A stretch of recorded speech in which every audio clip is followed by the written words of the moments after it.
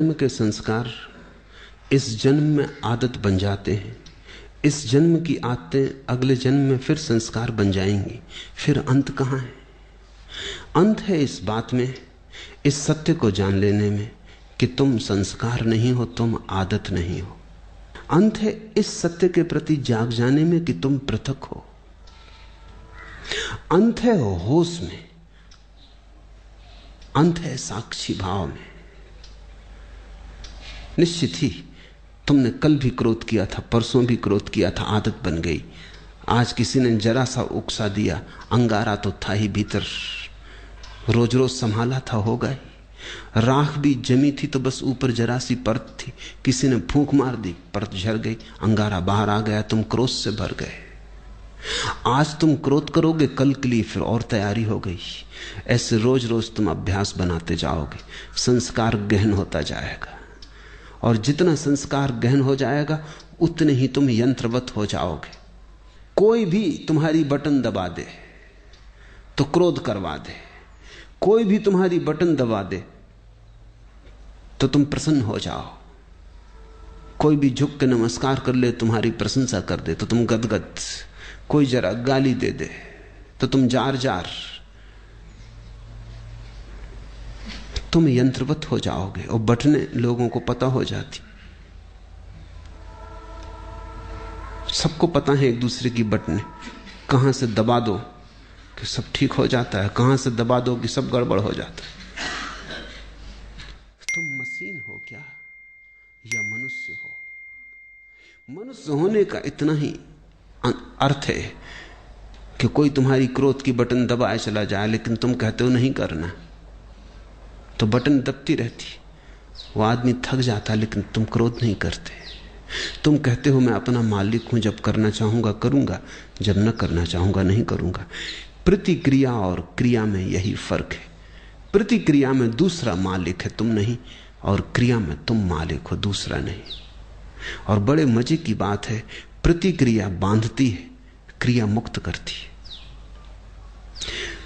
जो अपने कर्म का मालिक है उसके कर्म का कोई संस्कार नहीं बनता, और जो अपने कर्म का मालिक नहीं है, जो प्रतिकर्म करता है, रिएक्ट होता है सिर्फ, उस आदमी के जीवन में बंधन बनते चले जाते हैं।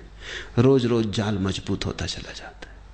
आखिर में तुम पाते हो तुम तो बचे ही नहीं, आदतों का एक ढेर, मुर्दा ढेर, जिसमें से जीवन कभी का उड़ चुका। पक्षी तो जा चुका है जीवन का बहुत पहले, कटघरा छूट गया है, पिंजड़ा छूट गया है। जागो इसके पहले कि देर हो जाए, और आदतों से मुक्त होना शुरू करो।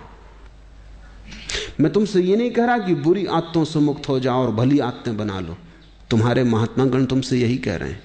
वो तुमसे कहते हैं बुरी आदतें छोड़ो, अच्छी बनाओ। मैं तुमसे कहता हूं आदत छोड़ो। बुरी और अच्छी आदत से कोई फर्क नहीं पड़ता। लोहे का हो पिंजड़ा की सोने का क्या फर्क पड़ता है? एक आदमी को सिगरेट पीने की आदत है, सारी दुनिया बुरी कहती। दूसरे को माला फेरने की आदत है, सारी दुनिया अच्छा कहती। जो सिगरेट पीता है वो अगर न पिए तो मुसीबत मालूम होती, जो माला फेरता अगर न फेरने दो तो मुसीबत मालूम होती। दोनों गुलाम हैं। एक को उठते ही से सिगरेट चाहिए, दूसरे को उठते ही से माला चाहिए। माला वाले को माला न मिले तो माला की तलफ लगती, सिगरेट वाले को सिगरेट ना मिले तो सिगरेट की तलफ लगती। ऐसे बुनियाद में बहुत फासला नहीं है। सिगरेट भी एक तरह का माला फेरना है। धुआं भीतर ले गए बाहर ले गए, भीतर ले गए बाहर ले, मन के फिरा रहे हैं बाहर भीतर। धुएं की माला है, जरा सूक्ष्म है। कोई अपना कंकड़ पत्थर की फेर रहा है, जरा स्थूल है। असली सवाल आदत से मुक्त होने का है। मैं ये नहीं कह रहा हूं कि माला मत फेरो, मैं ये भी नहीं कह रहा हूं कि सिगरेट पियो। मैं ये कह रहा हूं कि तुम मालिक रहो। कोई आदत ऐसी ना हो जाए कि मालिक बन जाए। कोई आदत, मंदिर जाने की आदत भी मालिक ना हो जाए, ध्यान करने की आदत भी मालिक ना हो जाए। मालिक तुम ही रहो। मालकियत बचा के आदत का उपयोग कर लेना, यही साधना है। मालकियत खो दी और आदत सवार हो गई तो तुम यंत्रवत हो गए, तब तुम्हारा जीवन मूर्छित है। ऐसे लोग हैं जो मेरे पास आके कहते हैं कि अगर पूजा ना करें रोज तो बेचैनी लगती। वो सोचते हैं कि बड़ी धार्मिक घटना घट गई उनके जीवन। मैं उनसे पूछता हूं पूजा करने से कुछ आनंद मिलता है? वो कहते हैं आनंद तो कुछ नहीं मिलता, लेकिन ना करें तो बेचैनी लगती। यही तो सिगरेट पीने वाला कहता है। वो कहता है कि उससे पूछो कुछ आनंद मिलता? वो कहता है आनंद क्या रखा है, आनंद तो कुछ नहीं मिलता, कभी कभी खांसी जरूर आती, आनंद तो कुछ भी नहीं मिलता। लेकिन ना पियो तो बेचैनी मालूम होती। इसे तुम थोड़ा सोचो। इसी को मैं यंत्र हो जाना कहता हूं कि जिससे कुछ भी नहीं मिलता है, उससे भी न करने पर बेचैनी मालूम होती। उपलब्ध कुछ भी नहीं होता है, पाने को कुछ भी नहीं है, लेकिन छोड़ने में मुसीबत, क्योंकि आदत ने पकड़ा है। अब आदत इतना ही कर सकती है, करो तो कुछ ना मिले, ना करो तो कुछ खोता मालूम पड़े। अब ये बड़े मजे की बात है, जिस चीज को करने से कुछ नहीं मिलता उसको ना करने से खोएगा कैसे? कुछ खोता नहीं, सिर्फ पुरानी आदत, पुरानी लकीरों पर न चलने से अड़चन मालूम होती। मैं एक बहुत बड़े वकील को जानता था। उनकी आदत थी कि जब भी वो अदालत में खड़े होते, पैरवी करते, बड़े वकील थे, अंतर्राष्ट्रीय ख्याति के थे, और लंदन और पेकिंग और दिल्ली 3 जगह उनके दफ्तर थे। तो उनकी आदत थी कि वो अपने कोट का बटन घुमाने लगते थे जब अटक जाते। सभी की होती, कोई अपना सिर खुजलाने लगता है, कोई कुछ करने लगता है। उस आदत का भी वैसा ही उपयोग है जैसे बटन दबाने का। तो अगर जब भी उनके विचार उलझ जाते या कोई उत्तर न सूझता तो वो कोट का बटन घुमाने लगते। घुमाने से कुछ मिलता था ये तो पक्का पता नहीं, क्योंकि कोट का बटन घुमाने से क्या मिलेगा। और जिसकी बुद्धि उलझी हुई हो, समझ में ना आ रहा हो, वो कोई कोट के बटन घुमाने से कुछ बात समझ में आ जाएगी। लेकिन विरोधियों को ये बात दिखाई पड़ गई कि वो जब भी उलझ जाते हैं तो बटन घुमाते।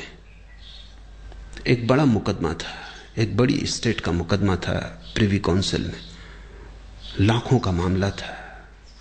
तो विरोधी वकील ने उनके सोफर को मिला लिया, कुछ पैसे दिए और कहा कि तू इतना करना, उनके कोट के ऊपर का बटन तोड़ देना। तो वो जब अदालत में अपना कोट लेके हाथ में रख के आए तो वो बटन नदारद था। तो उस वक्त उन्होंने देखा भी नहीं, कोट डाल लिया। जब वो पैरवी करने लगे और वक्त आया, हाथ कोट के बटन पर गया, बस सब गड़बड़ हो गया। जैसे मस्तिष्क ने सांस छोड़ दिया, कुछ सूझबूझ ही ना रही, चक्कर सा मालूम हुआ, बैठ गए। पहला मुकदमा हारे वो मुझसे कहते थे कि उस बटन से मुझे मिला तो कभी कुछ नहीं, लेकिन गंवाया मैंने बहुत। उस बटन के घुमाने से कुछ मुझे सूझबूझ आती थी ऐसा भी नहीं था, लेकिन बटन न पाके बस मैं समझ ही ना पाया कि अब क्या करूं। हाथ से जैसे कोई हथियार छूट गया। भरोसा किए बैठे थे और वक्त पर जिस पे भरोसा था वो दगा दे गया।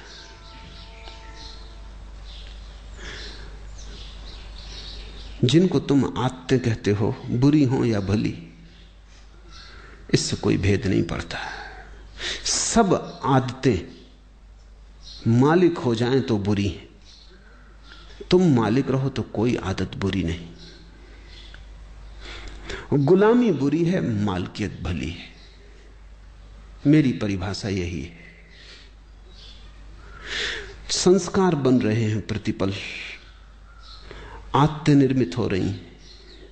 तुम जरा दूर खड़े रहो, तुम अपनी मालकियत मत खो। निश्चित जीवन में आदतों की जरूरत है। अगर आदतें न हो तो जीवन बहुत कठिन हो जाएगा। आदतें जीवन को सुगम बनाती।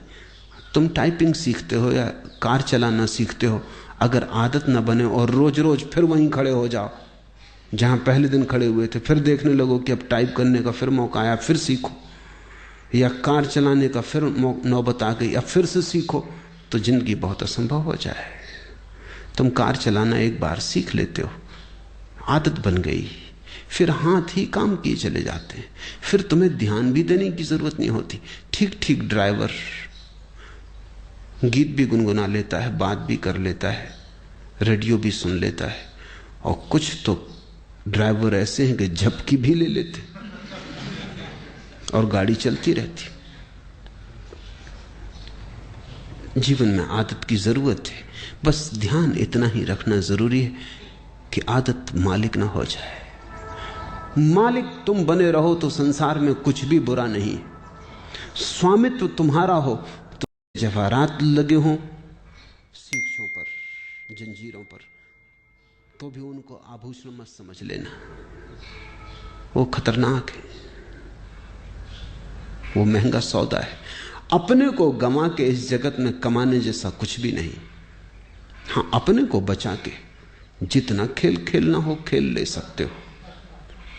जब परमात्मा ही लीला कर रहा है तो तुम क्यों परेशान हो?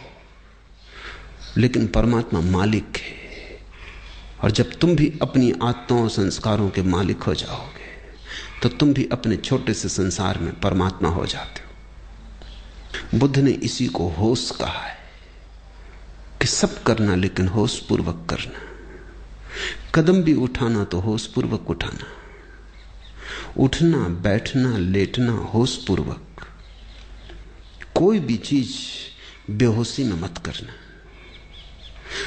अगर तुम होश को साधते रहो तो आदत तो बनती रहेगी, आदत का तुम उपयोग करते रहोगे, लेकिन आदत के पीछे होश की धारा भी बह रही है। चैतन्य का दिया भी जल रहा है, वो भी निर्मित हो रहा है, उसकी भी सघनता बढ़ रही, उसका भी प्रकाश गहन होता जा रहा है। जीवन में सिर्फ आदतें ही आदतें रह जाएं तो आत्मा खो जाती है।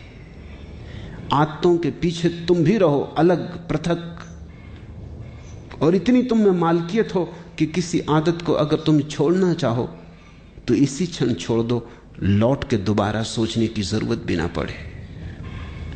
मैंने सुना है कि जब पहली दफा उत्तर ध्रुव पर यात्री पहुंचे तो वो एक बड़ी मुसीबत में पड़े। 3 महीने का भोजन था, वो चुक गया, और कोई 15-20 दिन उन्हें भूखे उपवास में गुजारने पड़े। कभी मछली पकड़ लेते तो ठीक, कभी ना पकड़ पाते तो मुश्किल। जहाज उलझ गया, बर्फ में फंस गया। लेकिन उन यात्रियों का जो कैप्टन था, उसको सबसे ज्यादा जो मुसीबत आई वो भोजन की नहीं थी। लोग बिना भोजन के रहने को तैयार थे, यात्रियों का दल। सिगरेट की सबसे ज्यादा मुसीबत खड़ी हुई। सिगरेट खत्म हो गई तो लोगों ने जहाज की रस्सियां काट काट के पीना शुरू कर दी। कैप्टन घबराया, उसने कहा अगर 20 दिन ये सिलसिला रहा तो फिर हम कभी वापस ना पहुंच पाएंगे। तुम रस्सियां ही काटे डाल रहे तो ये जहाज आगे कैसे बढ़ेगा, ये पाल गिर जाएंगे। मगर लोग इतने दीवाने सिगरेट पीने के लिए कि कैप्टन करे भी क्या। एक आदमी, बाकी सब सिगरेट पीने वाले, उनका करो भी क्या। वो रात को चोरी से काट लें, इधर उधर से काट लें। जब ये जहाज लौट के किसी तरह आया और इसकी अखबारों में खबर छपी तो एक आदमी ने अमेरिका में ये अखबार पढ़ते वक्त अपनी सिगरेट भी पी रहा था, अखबार भी पढ़ रहा था। उससे अचानक ये बात अजीब सी लगी कि लोग गंदी रस्सियां काट काट के पी गए। वो भी चेन स्मोकर था। उसने सोचा, हाथ में सिगरेट थी, उसने सोचा कि क्या यही गति मेरी होती है अगर मैं भी उनके साथ होता है? क्या मैं भी रस्सियां काट के पी जाता? एक क्षण उसे ख्याल आया, उसने सिगरेट एस्ट्रे पर रख दी और उसने कहा अब इसको तभी उठाऊंगा जब मेरी ऐसी दशा आ जाए कि मुझे लगे अब मैं गंदी रस्सियां भी पी सकता हूं, नहीं तो नहीं उठाऊंगा। 20 साल बीत गए, वो सिगरेट अपनी टेबल पर ही रखे रहा। लोग उससे पूछते भी कि आधी जली सिगरेट यहां क्यों रखी, वो कहती कि इसको मुझे उठाना है किसी दिन, लेकिन उसी दिन उठाऊंगा जिस दिन मेरी पीड़ा ऐसी हो जाएगी कि आदत बड़ी और मैं छोटा हो जाऊंगा। लेकिन मैं प्रतीक्षा कर रहा हूं, वो घड़ी आती नहीं। 20 साल बीत गए, मैंने 20 साल से सिगरेट नहीं पी है और याद भी नहीं आई है। मैं याद करने की कोशिश कर रहा हूं कि कभी भी आ जाए, क्योंकि मैं जानना चाहता हूं किस मुसीबत में जहाज के लोगों को रस्सियां पीनी पड़ेंगी, लेकिन वो कभी ना आई। उसने अपना संस्मरण लिखा, मैं संस्मरण पढ़ रहा था। उसने संस्मरण में लिखा है कि मैं समझ नहीं पाता कि क्या बात हो गई, क्योंकि पहले भी मैंने कई बार सिगरेट छोड़ना चाही थी लेकिन नहीं छोड़ सका था। कई बार छोड़ी भी थी तो 2 दिन के बाद फिर पीने लगा था। लेकिन क्या हुआ, अब तो मैं छोड़ा भी नहीं था, सिर्फ प्रतीक्षा कर रहा हूं कि जब भी आदत पकड़ लेगी और झकझोर डालेगी तो पीऊंगा। लेकिन मैं सिर्फ ये जानना चाहता हूं कि मैं भी उस जहाज में अगर होता तो क्या मैंने रस्सियां पी होती। 20 साल से आदत आई नहीं, मेरी समझ में नहीं आता कि हुआ क्या। उसकी समझ में नहीं आ रहा क्योंकि उसे ध्यान का कुछ पता नहीं, होश का कुछ पता नहीं। इसने छोड़ी नहीं है सिगरेट, छूट गई होश के कारण, क्योंकि वो एक ही होश साधे हुए कि जब इतने जोर से तलफ पकड़ेगी कि मैं रस्सियां पी लेता तभी पीऊंगा। लेकिन उस होश के कारण तलफ नहीं पकड़ती। होश हो तो तलफ पकड़ती ही नहीं। अब उसे कोई होश को जानने वाला मिले तो उसे उत्तर मिले, लेकिन अनजाने उसने होश साध लिया है। तुमसे मैं कहता हूं, जो जो आदत तुम्हें पकड़े हो, जबरदस्ती पकड़े हो, उसके प्रति होश साधना। मैं तुमसे नहीं कहता सिगरेट पीना छोड़ो, मैं कहता हूं होश पूर्वक पियो। मैं तो यहां आश्रम में एक कमरा बनवाने जा रहा हूं जहां होश पूर्वक सिगरेट पीने वालों को सुविधा होगी कि वो जाके वहां सिगरेट जरूर पिए, लेकिन जितनी देर पिए उतनी देर ध्यान रखें। एक क्षण को भी बेहोशी में न पिए बस। फिर अगर पीना हो तो मजे से पिए, कोई हर्जा नहीं। लेकिन मैं जानता हूं अगर होश सज जाए तो ऐसी मूढ़ता कौन करेगा। ऐसी मूढ़ता तो बेहोशी में ही होती है। तो मैं तुमसे कुछ भी छोड़ने को नहीं कहता, क्योंकि मैं जानता हूं छोड़ने से कभी कोई छोड़ नहीं पाया। मैं तुमसे केवल होश साधने को कहता हूं, क्योंकि मैं जानता हूं होश साधने से जो भी व्यर्थ है अपने आप छूट जाता है और जो सार्थक है बच रहता है। होश आध्यात्मिक जीवन की आखिरी कीमिया है, अल्केमी है, वो रसायन है। उसके अतिरिक्त सब विस्तार की बातें हैं। आज इतना ही।